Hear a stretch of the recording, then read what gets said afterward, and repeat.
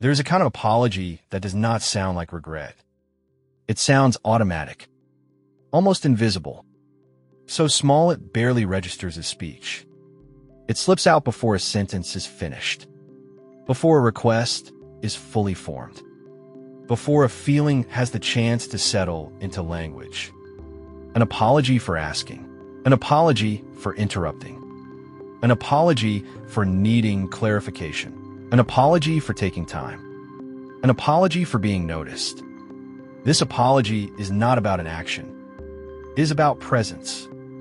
For some people, simply existing in shared space carries a subtle sense of wrongdoing, as though visibility itself creates imbalance, as though attention must be paid back immediately, repaid with humility, softened with self-reduction. And this habit rarely feels conscious.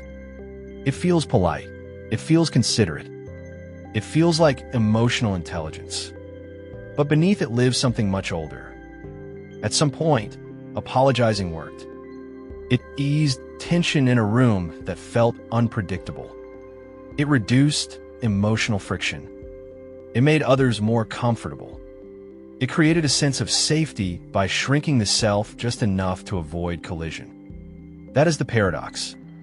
The very behavior that once protected connection now slowly dissolves it.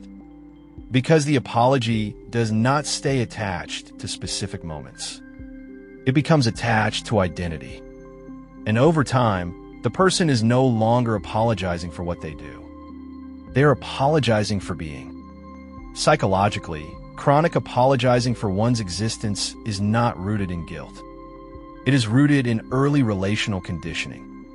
When a child grows up in an environment where emotional space is limited, inconsistent, or contingent, the nervous system learns to adjust its volume. Not through instruction, but through repetition. Needs are not met with curiosity. Feelings are not mirrored with attunement. Expression is tolerated only within certain emotional boundaries. This is how emotional neglect operates, not through harm, but through absence. Over time, the child learns that their inner world does not reliably land, that their presence requires management, that emotional space is something to be earned through restraint. This is where hypervigilance takes shape. Hypervigilance is often misunderstood as anxiety.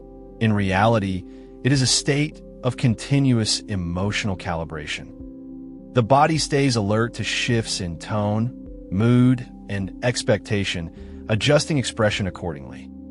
The nervous system becomes finely tuned, not to the self, but to others. Attachment theory clarifies the cost. In anxious or disorganized attachment environments, connection feels fragile, love feels conditional, belonging feels dependent on behavior rather than being. The child adapts by becoming smaller, quieter, easier. Neurologically, this adaptation shapes the default mode network, the system responsible for self-referential processing. Instead of developing a stable sense of self through mirrored recognition, identity becomes organized around monitoring impact. The internal question shifts from "what do I feel?" to "how am I affecting the space?" The apology becomes a regulating mechanism, a way to preempt rejection, a way to neutralize perceived disruption before it can occur. Not because the child is wrong, but because safety feels fragile. The emotional cost of this pattern is not immediately visible. It does not announce itself as suffering. It appears as accommodation.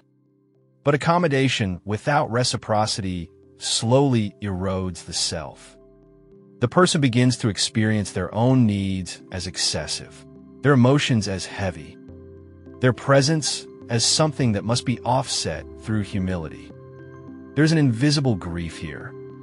Grief for words that were swallowed before they were spoken. Grief for needs that were filtered into silence. Grief for the version of the self that might have taken up space freely. The philosopher Martin Heidegger described anxiety as the feeling that arises when existence itself becomes questioned. For this archetype, existence does not feel dangerous. It feels inconvenient. The core fear is not being disliked. It is being too much, too emotional, too visible, too present. So the self learns to soften itself at the edges, to blur its outline, to make room by reducing its own shape. Authenticity is not rejected outright. It is rationed. Belonging is preserved through self-limitation. And over time, the apology stops being a behavior and becomes a posture toward life. In adulthood, this adaptation becomes deeply normalized.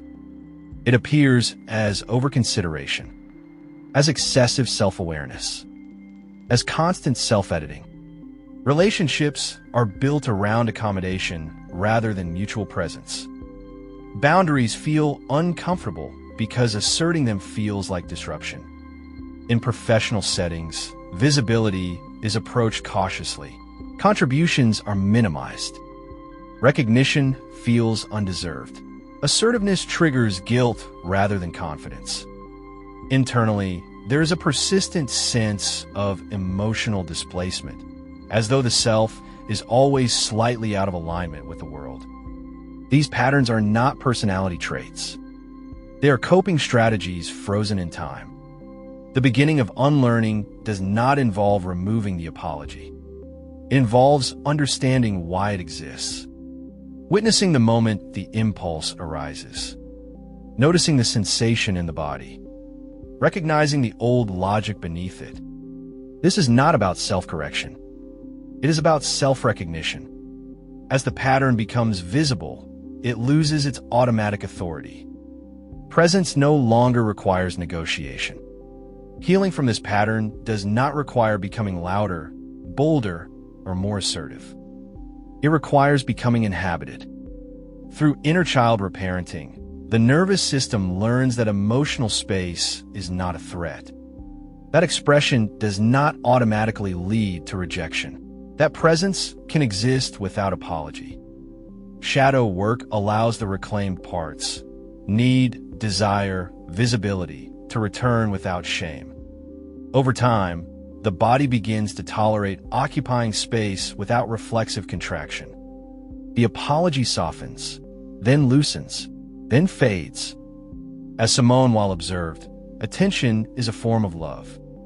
Turning that attention inward restores dignity to existence itself. The goal was never to remove sensitivity. It was to remove the belief that sensitivity requires self-erasure. You were never wrong for being here. You adapted to survive. Now, you're allowed to remain, fully, quietly, and without apology.